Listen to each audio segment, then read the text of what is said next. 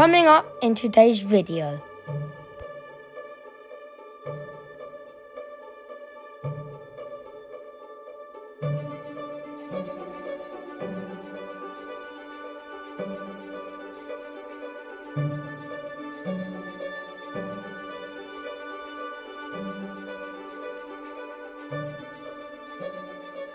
Hello everyone and welcome back to another Magical Moon video. Thank you all so much for your comments on Thomas and Jack's new relationship. The bromance is budding, but it's onwards and upwards, and in this episode we're going to be going to get someone very special and bring them back to the farm. It's been meaning to happen for a while, but we've been otherwise engaged, as you might have noticed.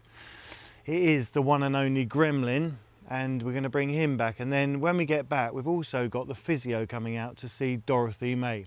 There's lots of other stuff going on. Enjoy the video.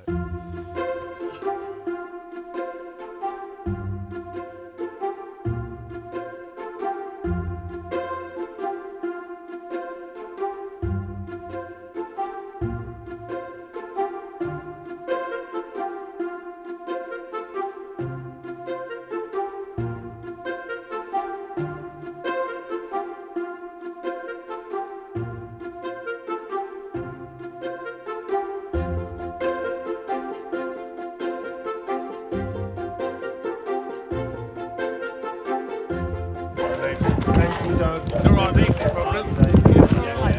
Mind out, Oscar Robin. We'll bring the other three tomorrow. Okay, then. Yeah. Stay there, good boy.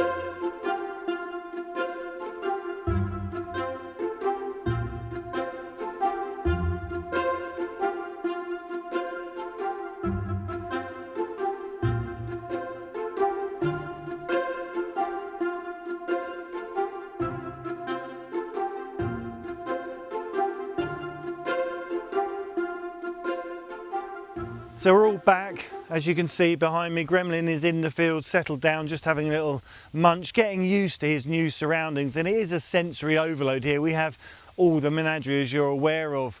We've got the donkeys, we've got the children, and everything going here on the farm. It is just new surroundings, and we've got him close by just to keep an eye on him in those first few days into weeks. And I'm here, I'm just reinstating the paddocks where the Vikings dog's round pen was situated. Subsequently, we've relocated it. I take this opportunity to say a massive thank you to Doug and Mel for their brilliant care of Gremlin in this interim period where we were tied up with Petra's promise and, of course, that all-important rescue of Dorothy May. You might have seen another horse in the video, and that is in the form of Poppy. She's a legend that we brought over from the UK with us, and we re-honed with Mel, and she's done a fantastic job, and she's living the very best life. Now it's time to go and catch up with a very special lady who's having a little bit of physiotherapy.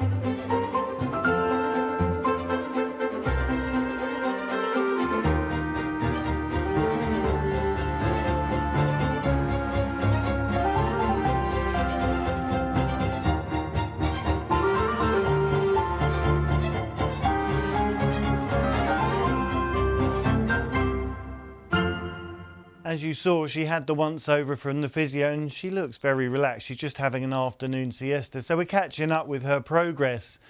And as with all these horses, their recovery, everything, their treatment plan moving forward is so multi-layered. There's so much that goes into it, and we have to attend to the layers as and when is appropriate.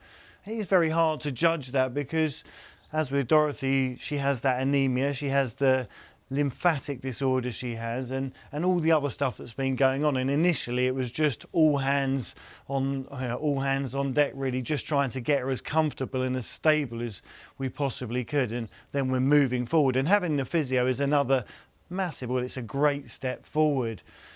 People have commented, and we've been asked about her teats, her boobies underneath, and they are slightly enlarged, and that could be to do with many factors, historical events, mastitis, but at the moment we've had them checked and the vet's keeping her eye on them, and we're just waiting for the other skin results to come back for the enlarged legs. Someone did comment and say about her hind legs, they're actually a lot smaller than they were when she first arrived, along with her front legs. They are improving, and obviously all those cuts have got much better.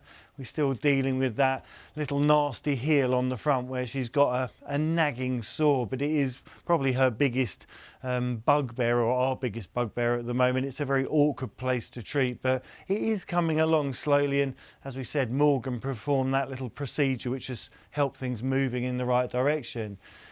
And as I said before, with a horse like her, I mean, she's so enormous. She is larger than life, such a gentle giant. She really is truly the kindest soul. And when the physio was doing the work she needed to do, she was actually lifting her feet up for her. She kind of knew what was coming, and they know you're trying to help them, but it is that long road. It's that long, steady road.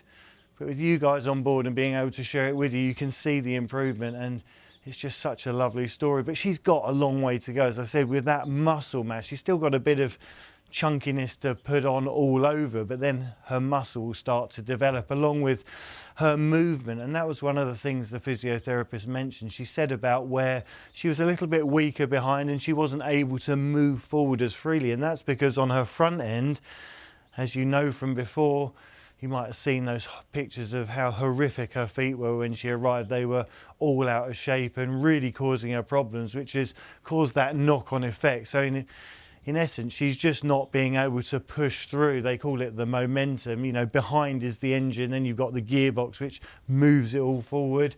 But it's all balancing out, and really her conformation, she's a lovely put together horse. She's just going to start to blossom as she starts to muscle, but feet first for her, and then moving forward, it's just, yeah, all to look forward to, and what a lovely story.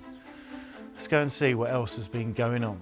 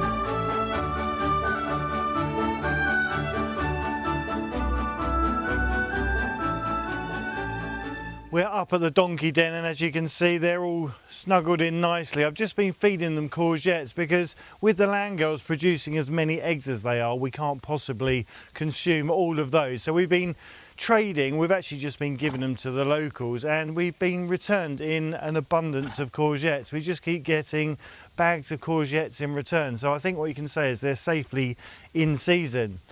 We do have helpers, and that is in the form of the donkeys. So they're all enjoying the courgettes.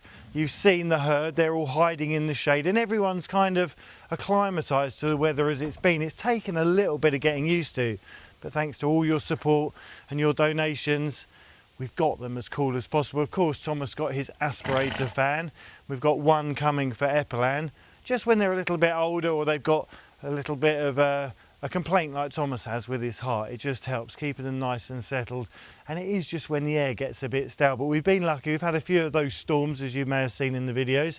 It's freshened it up a bit, but at the moment it is doesn't seem set to break. I'm just going off to help Maxime, the young farmer, with doing some hay baling. He just needs a hand loading up. I think I'm going to try and rope Toby and his friend in, so that'll be something to see if I can capture something for you.